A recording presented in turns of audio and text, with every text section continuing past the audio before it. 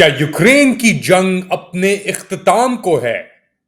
Zelensky ने Musk और Donald Trump से पहली गुफ्तगू में क्या कहा?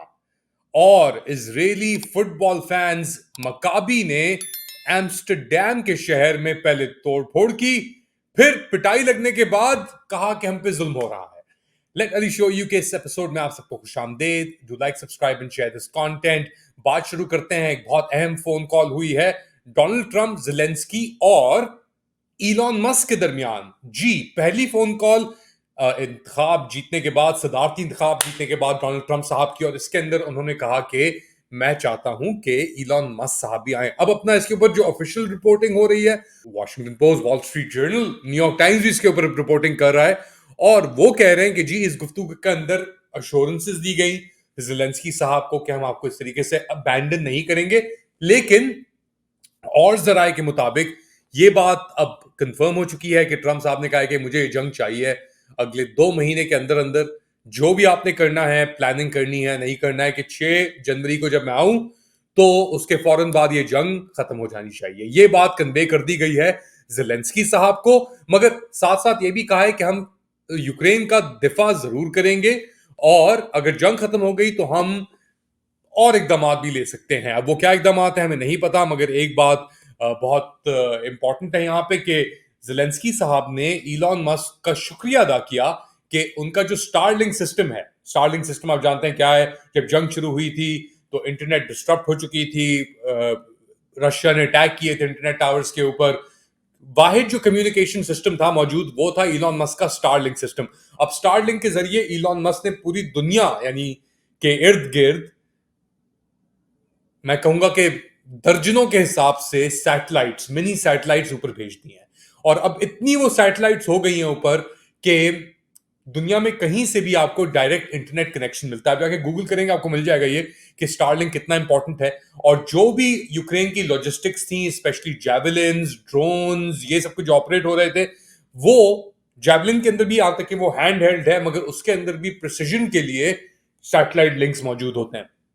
तो खैर एनीवेज, ड्रोन्स के अंदर तो होते ही होते हैं सैटेलाइट लिंक्स।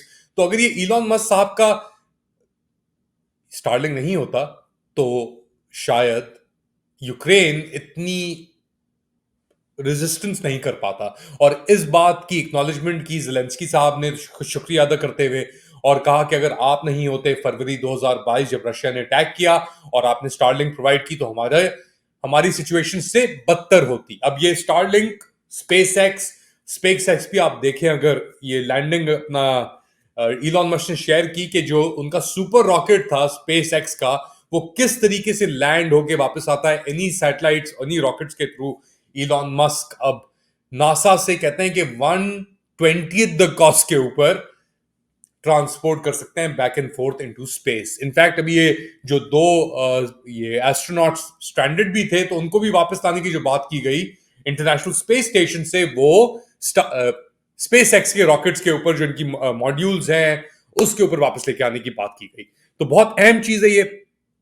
इस गुफ्तगू के अंदर भी अब अपना अनऑफिशियली क्या होगा इसके बाद, और पहली बात है कि मस्क साहब को इतनी अहम गुफ्तगू के अंदर शामिल किया गया। एक और बात याद रखें कि मस्क साहब के ऊपर इल्जाम लगाए गए थे और रिपोर्टिंग भी थी कि उनके रवाबित हैं, राब्ते चल रहे हैं 2022 से व्लादिमीर पुतिन साहब के साथ। इसकी मस्क साहब ने डिनाई नहीं किया।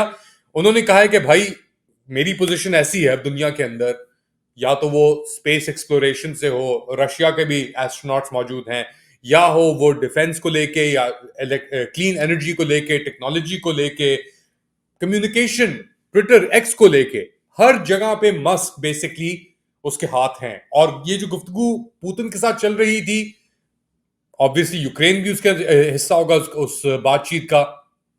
तो इस बात की वजाहत अब एक तरफ पुतिन साहब से मस्क साहब बात कर रहे हैं, दूसरी तरफ ज़ेलेंस्की साहब से बात हो रही है। तो लग रहा है कोई रेजोल्यूशन अब, या एक रेजोल्यूशन की तरफ अब सिचुएशन आगे बढ़ रही है।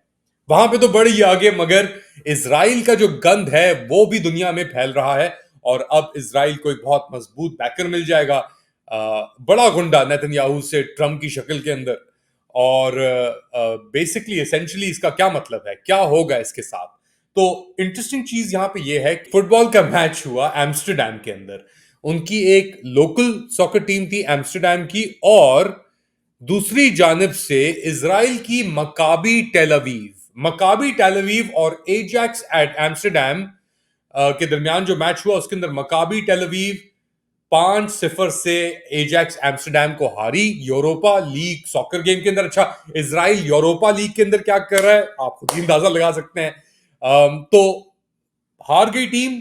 उसके बाद मकाबी टेलवीव के जो फैंस आए हुए थे इजराइल से मैच देखने के लिए, अब ये बहुत रेसिस्ट है, ये एंटी अरब स्लोगन्स करते हैं, ये अरबियों को मौत उसके नारे लगाते हैं। मकाबी टेलवीव की जो टीम है, यानी हुलिगन्स हैं इनके जो सपोर्टर हैं बेसिकली। ब्रिटानिया के अंदर भी उनकी टीम्स के हुलिगन्स होते हैं, तो इनकी टीम के ये हुलिगन्स हैं। और ये पहुंचे एक मोरक्कन, प्रेडोमिनेंटली मोरक्कन बर्बर एरिया में एम्स्टरडेम के अंदर, और वहां पे इन्होंने फलस्तीनी फ्लैग्स जो थे उनकी हिमायत में जो लगाए हुए थे उनको तोड़ना शुरू किया, फाड़ना शुरू किया, और बेसिकली गन मचाई। तो इसके जवाब में जो वहां पे कम्युनिटी थी मोरक्कन बर्बर के शॉप ओनर से, उन्होंने इन इजरायलियों की कुट लगा दी, यानी बहुत बुरे तरीके से इनकी कुट लगाई, इनसे कहा कि कहो फ्री पैलेस्टाइन, कुछ को तो धक्का भी दिया पानी के अंदर। और इसके बाद जो इजरायली और वेस्टर्न मीडिया था वो पागल हो गया, और वो पागलपन का इस तरह शिकार हुए कि उन्होंने कहा कि जी ये तो क्रिस्टल नाक्ट है। क्रिस्टल नाक्ट वो रात थी 1920s के अंदर, 1930s के अंदर, 1920s के अंदर इनफैक्ट, कि जब यहूदी जर्मनी के अंदर यहूदियों के खिलाफ एक पॉग्रम या मुहिम चली थी उनको मारने की। जर्मन उसके अंदर इन्वॉल्व थे, नाटसी पार्टी के लोग भी इन्वॉल्व थे। उसको कहा था क्रिस्टल नाक्ट, यानी टूटे हुए कांच की रात, क्रिस्टल नाक्ट। तो टूटे हुए कांच से मुराद की जितनी यहूदी बिजनेसेस थी उनके शीशे तोड़े गए, मारे गए यहूदियों को। तो उससे कंपेयर किया जा रहा है जो ये टेल अवीव मकाबी के फैंस ने के ऊपर तशद्दुद हुआ, या पहले वो तशद्दुद कर रहे थे और जो गाजा के अंदर कर रहे हैं उसका कोई जिक्र नहीं है, उसके जवाबन जो एजैक्स एम्स्टरडेम से के सपोर्टर्स आप कह लें, या मोरक्कन बर्बर डेनिश जो थे, इन्होंने जो किया उसको कंपेयर करें कि जी ये तो नाज़ीज़ ने जो किया था यहूदियों के साथ वो हो रहा है।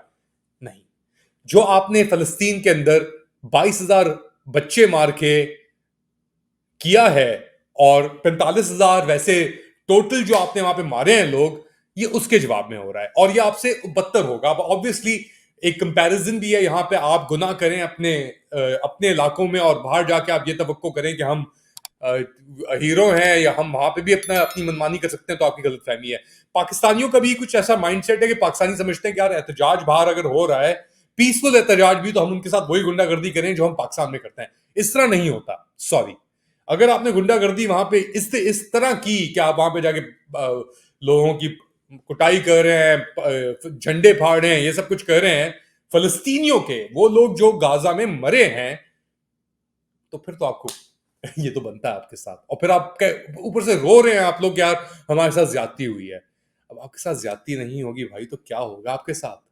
किस बात की आप लोग तवक्को रख रहे हैं? क्या करना चाह रहे हैं आप लोग?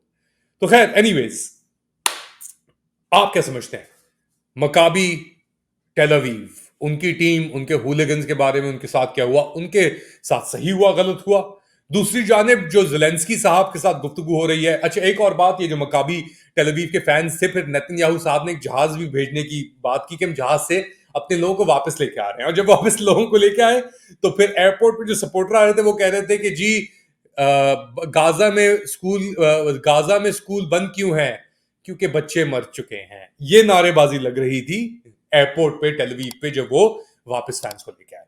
खैर, आज के लिए इतना ही। अपना ख्याल रखिएगा, अगली बार तक।